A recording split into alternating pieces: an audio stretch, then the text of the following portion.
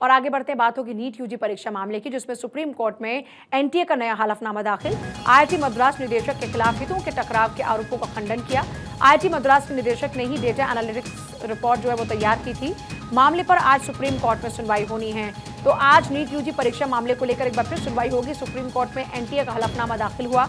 IIT Madras निदेशक के खिलाफ हितों के टकराव के आरोपों का खंडन किया गया है। आईआईटी मद्रास के निदेशक ने ही डेटा एनालिटिक्स रिपोर्ट तैयार की थी और इसी मामले पर आज सुप्रीम कोर्ट में सुनवाई होनी है। तो ये बड़ी खबर है इस वक्त की।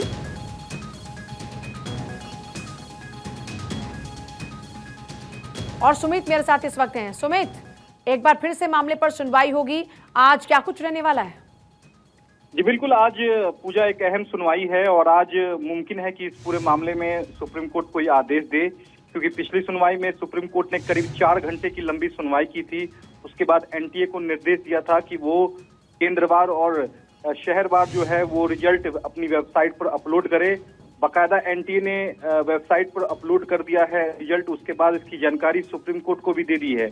आज उसी मसले पर लेकर सुप्रीम कोर्ट सुनवाई करेगा और आज सुप्रीम कोर्ट को तय करना है कि क्या नीट परीक्षा जो लगातार छात्र मांग कर रहे हैं कि परीक्षा को रद्द कर दूसरा कराया जाए, उस पर सुप्रीम कोर्ट एक अहम आदेश दे सकता है। क्योंकि पिछली सुनवाई में एनटीए ने सुप्रीम कोर्ट को बताने की कोशिश की थी कि जो पेपर लीक का जो दायरा है वो बड़ा नहीं है, ज्यादा उसका व्यापक दायरा नहीं है। पटना से लेकर हजारीबाग तक ही इस पेपर जो लीक है ब्रीच तक की जो जहां तक बात एनटीए कर रही है, ब्रिज जो पेपर में जो ब्रीच हुआ है वो सिर्फ पटना और हजारीबाग तक ही सीमित है।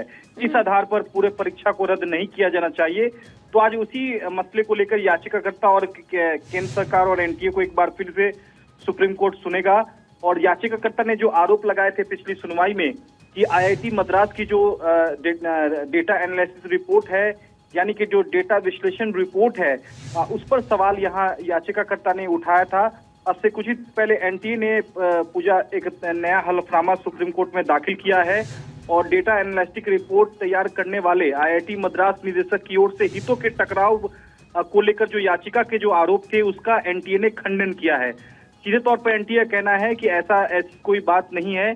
जहां तक इस पूरे मसले को लेकर एनटीए पे जो सवाल उठाया जा रहा था, उस आरोपों का एनटीए ने सिलसिलेवार तरीके से जवाब दिया है। निश्चित तौर पर अब आज इस पूरे मामले को लेकर सुप्रीम कोर्ट सुनवाई जब करेगा, क्योंकि 10:30 बजे ही पहला ही आइटम यानी कि पहला ही केस नीट को रखा गया है, यानी कि 10:30 बजे इस पूरे मामले को लेकर सुनवाई शुरू हो जाएगी। ठीक है सुमित, बहुत शुक्रिया आपका फिलहाल पूरी जानकारी के लिए।